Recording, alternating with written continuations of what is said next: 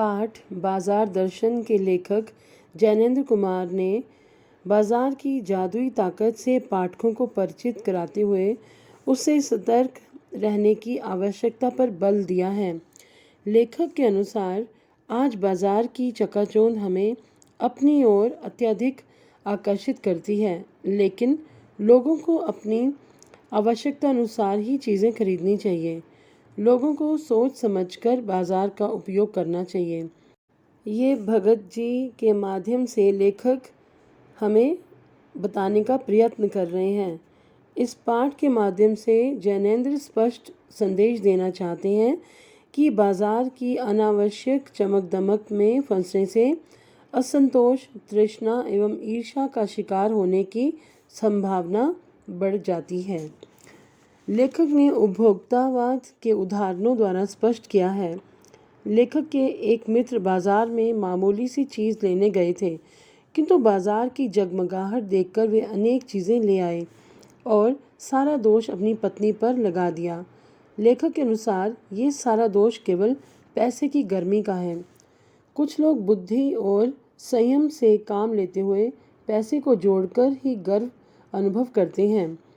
लेखक ने अपने दूसरे मित्र के बारे में यही अनुमान लगाया, जो बाजार से कुछ भी न ला सके और वे अपनी परचेजिंग पावर के हिसाब से ही खुश हैं। इस प्रकार वे भी उपभोक्तावाद के शिकार हैं। बाजारवाद अपने आप में बहुत महत्वपूर्ण है। लेखक के मित्र ने भी बाजार की चकाचौंध को ही दोषी माना। जो लोग इस चकाचौंध के शिकार हो जाते हैं, वे बुरी तरह फंसकर अपना ही नुकसान कर बैठते हैं। इसका दूसरा उदाहरण ये है कि लेखक का एक मित्र बाजार की चकाचौंध में इस प्रकार फंसा कि दिन भर घूमने के बाद भी बाजार से कोई वस्तु खरीद नहीं पाया। इस कारण उसने लेखक को ये बताया कि बाजार में सभी कुछ उसे पसंद आया, किंतु वे कोई एक दो वस्तु ही लाता तो अन्य वस्तुओं को उसे छोड़ना पड़ता और वे कुछ भी छोड़ना नहीं चाहता था, इसलिए वे कुछ भी नहीं खरीद पाया। इसका लेखक ने ये अर्थ निकाला कि यदि हमें अपनी आवश्यकता का पता नहीं हो तो हम ये निर्णय नहीं ले पाएंगे कि हमें क्या खरीदना है और क्या नहीं खरीदना है, और इसका परिणाम भी अच्छा नहीं होगा। लेखक के अनुसार बाजार का जादू खाली और भरी जेब दोनों पर चलता है। यदि जेब खाली है और मन भरा हुआ नहीं है, तब भी बाजार अपनी ओर खींचता है, और यदि जेब भरी है तो खरीदारी तो आप खूब करेंगे, परंतु व्यर्थ की। अंततः यह आपके सुख की तुलना में दुखदायी अधिक होगी। व्यर्थ की चीज़ों की खरीदारी से बाजार का जादू और ज़्यादा प्रभावी होता है। लेखक के अनुसार आपको बाजार तभी जाना चाहिए जब आप निर्णय ले चुके हों कि आपको क्या खरीदना है। मन को बलपूर्वक दबाना भी उचित नहीं है और मन को इतनी भी छूट ना हो कि वे आप ही उसके पीछे चलने लगें। हालांकि मन की प्रयोजन को भी ध्यान में रखकर चलना चाहिए। लेखक के अनुसार बाजार जाने से पूर्व ही हमें ये दृढ़ निश्चय कर लेना चाहिए कि हमें क्या खरीदना है। मतलब हमारे अंदर एक लालच की भावना ना पैदा हो, इसके लिए ज़रूरी है कि बाज़ार जाने से पहले ही डिसाइड कर लिया जाए कि हमें क्या क्या वस्तुएं बाज़ार से लानी है, ताकि उसके आकर्षण में हम अंधे न बन जाएं। इससे व्यक्ति बाज़ार की चकाचौंध से अपने आप को बचा पाएगा और उसके द्वारा खरीदी गई वस्तु उसे आनंद प्रदान करेगी। लेखक के अनुसार व्यक्ति को अपने मन को नियंत्रित कर जीवन के सभी महत्वपूर्ण निर्णय सोच विचार कर लेने चाहिए। लेखक कहता है कि चूर्ण बेचने वाले भगत जी का जीवन एक आदर्श जीवन है। भगत जी का चूर्ण इतना लोकप्रिय है कि यदि वे उसे व्यावसायिक दृष्टि से बेचते, मतलब बिजनेस के तौर पे बेचते, तो मालामाल हो जाते, किंतु भगत जी निश्चित समय पर अपने घर से निकलते थे और जब तक उनके चूर्ण की बिक्री से 6 आने की कमाई आ जाती थी, तभी तक वे चूर्ण बेचते थे। फिर उसके बाद वे मुफ्त में ही चूर्ण बालकों में बांट देते थे।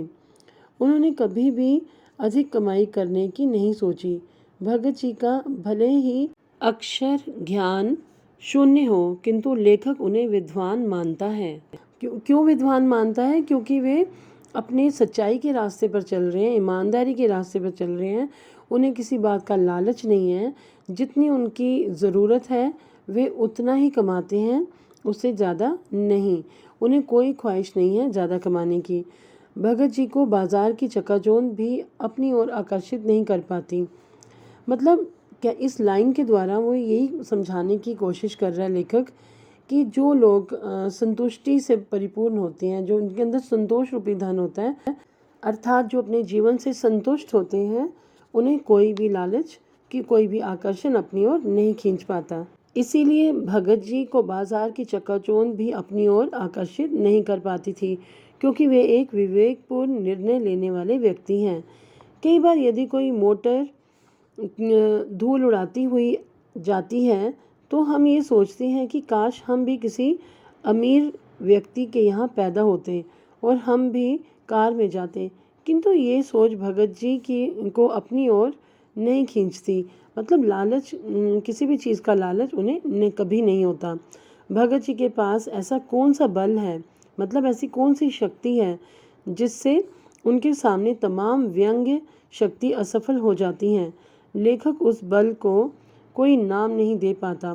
ऐसे व्यक्तियों के आध्यात्मिक, आत्मिक, धार्मिक या नैतिक बल होता है।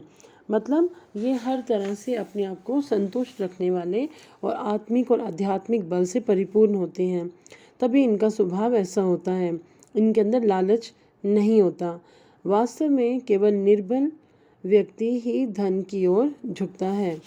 बाजार की सार्थकता और मनुष्य के बारे में बताते हुए लेखक कहते हैं कि बाजार को सार्थकता वही व्यक्ति दे पाता है जिसे ये पता होता है कि उसे कब, क्या और कितना खरीदना है। अनावश्यक वस्तुएं खरीदने वाला व्यक्ति परचेजिंग पावर के गर्व में बाजार की शैतानी शक्ति और व्यंग्य शक्ति को ही बढ़ावा देता है। लेखक ने अपने दो मित्रों के उदाहरण दिए और वे बताते हैं कि जो अर्थशास्त्र केवल बाजार का पोषण करता है वे अनीति शास्त्र है। वे उपभोक्ताओं को दुख, गरीबी तथा ईर्ष्या देता है। ऐसे बाजारवाद को लेखक गलत मानता है। ऐसे में लोगों की आवश्यकताओं का आदान प्रदान नहीं हो पाता, किंतु शोषण और कपट को बढ़ावा मिलता है।